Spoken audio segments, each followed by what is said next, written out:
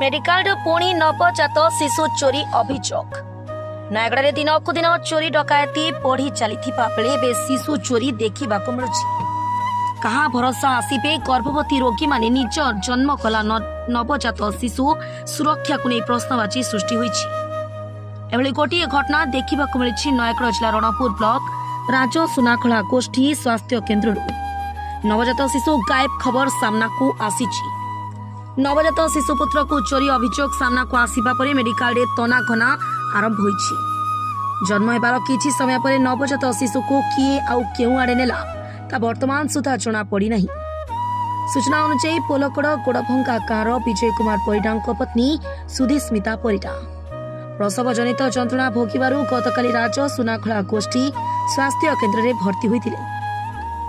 किछि समय पर नवजात शिशु गायब नहीं मेडिकल तनाघना चली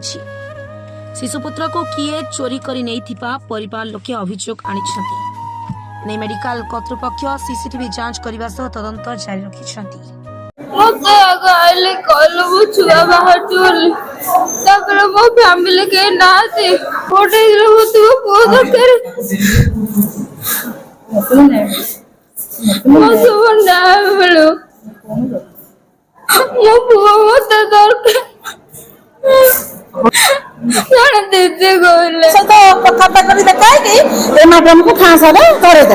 ए मैडम हमको देखा कर सब कर काली 11टा बेलू आसी के देखा से कहले हाफ फिंगर होईची फिंगर होईनी तुमर फिंगर खोलले तू काली आज रह काली 10टा बेलू आसी आज 10टा बेलू फोन कले 10टा बेलू फोन कले 10टा बेलू फोन करे पर हम आसी 10टा बेलू आनी के आसीलु आसी मु से हम घर अछि तू आनी के आसीला बहु को मोर बहु को आनी के आसे पर से कौन नेले चेक करे को पुआ अछि बाहर तापर फोन कले जे पुला मुंडेलै आ तमे जा तम गार्डियन आनी के आसीबो आ आनी के आसीला कहती झुआ बाहर छुआ नहीं किछ को जानि मामे कोन जानि मा भलम नाम जानि मु कि नहीं छुआ पागल लागल। नयगढ़ दीपक कुमार दास का रिपोर्ट ओडिशा खबर।